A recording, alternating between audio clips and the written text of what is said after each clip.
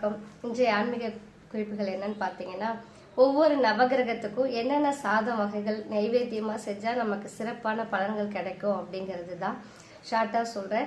So நமக்கு நடக்கிற திசைக்கும் இந்த சாப்பாடை நம்ம நைவேத்தியமா வைக்கலாம். இப்போ சூரிய திசை நடக்குதுன்னு வச்சுக்கோங்களேன்.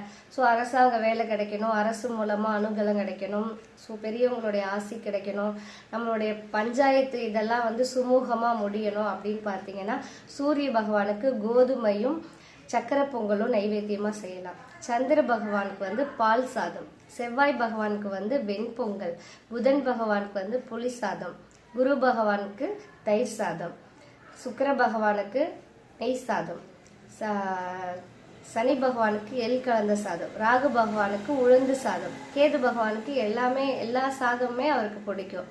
ஸோ இந்த மாதிரி அவங்கவுங்க திசை நடக்கிறதுக்கு தகுந்த மாதிரி நம்ம நைவேத்தியம் செஞ்சோம்னா இன்னும் நமக்கு சிறப்பான பலன்கள் நடக்கும். கண்டிப்பாக இந்த மாதிரி சாப்பாடு நைவேத்தியமாக செஞ்சு கோயில்களில் கொடுத்தீங்கன்னா நல்லது. நிறையா தான் செய்யணும் அப்படின்றதுல 1 கிலோ அளவுள்ள குவான்டிட்டி கூட செஞ்சு ஸ்பூனால் குழந்தைங்களுக்கு கூட கொடுக்கலாம். ஸோ இந்த மாதிரி கொடுக்கும்போது நவகிரக கோவத்துலேருந்து நம்ம தப்பிக்கலாம். நன்றி.